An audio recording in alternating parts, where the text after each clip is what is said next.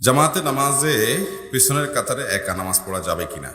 জামাতে নামাজ হচ্ছে, পেছনের কাতারে আপনি একা দাঁড়াইতে পারবেন কিনা মাসলাটা আমরা সবাই একটু শিখে রাখি, জেনে রাখি। আজকে আপনি জামাতে সামনের কাতারে দাঁড়ানোর জায়গা নাই, পুরো কাতার ফিল আপ হয়ে গেছে, একা এখন আসছেন উজু করে শেষে।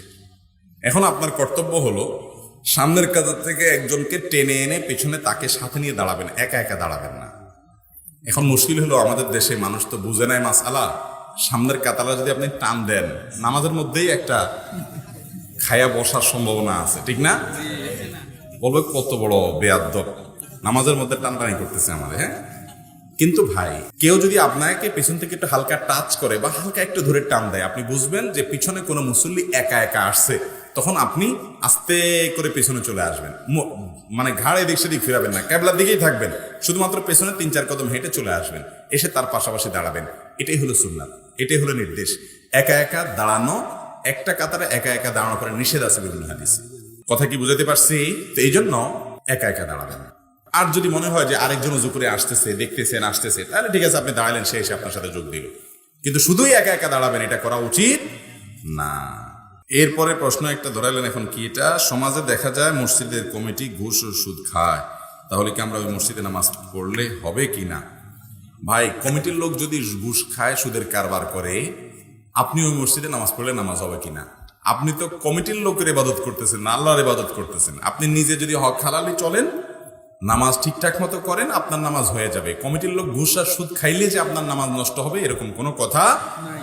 তবে হ্যাঁ, এরকম লোক যে সুদ খায়, ঘুষ খায়, হারাম খায়, এই ব্যক্তিকে কমিটির সদস্য বানানো, দায়িত্বশীল বানানো, এটা জায়েজ নাই, এটা জায়েজ নাই। আল্লাহ তাআলা কোরআনে কারিমে বলেছেন, মসজিদ কমিটির লোক যারা হবেন, মসজিদ যারা পরিচালনা করবেন, তাদের 4টা গুণ থাকতে হবে।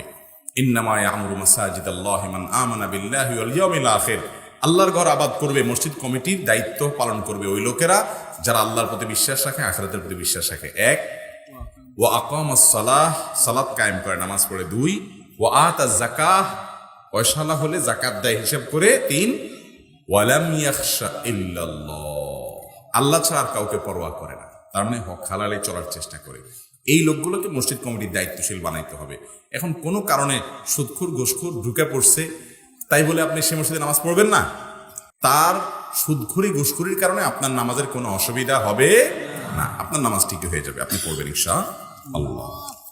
কোন এলাকাতে, কোন মসজিদের এরিয়াতে আপনি যদি এ ক্লাসের মুসলমান দেখতে চান, এ গ্রেডের মুসলমান, ক্রিম মুসল্লি যেদেরকে বলা হয়, এগুলো যদি দেখতে চান, তাহলে ফজরের নামাজে কারা আসছে তাদের দিকে তাকান। এই মানুষগুলো হলো এই এলাকার এ ক্লাসের মুসল্লি, এ ক্লাসের মুসলমান, এ গ্রেডের মুসলমান, ক্রিম মুসল্লি, সবচেয়ে দামি মুসল্লি, পিওর মুসল্লি। আর বাকি যেগুলো আছে এগুলো বি গ্রেডের, সি গ্রেডের, ডি গ্রেডের, বিভিন্ন গ্রেড আছে। শুধু মাগরিব পড়ে, অন্যগুলো পড়ে না, এটা হলো সি বা ডি গ্রেডের। আর অন্য 4 ওয়াক্ত পড়ে, ফজরটা পড়তে পারে না মসজিদে এসে, বাসায় কোন রকম আন্দাদুন্দা করে পড়ে, মাঝে মধ্যে 7টা-8টা বাজে উঠে পড়ে, এটা হলো বি গ্রেডের মুসলমান। আর এ গ্রেডের মুসলমান হলো অন্য নামাজ যা তা ফজরের সময় মসজিদে জামাতে হাজির হয়। এলো কোন গ্রেডের মুসলমান?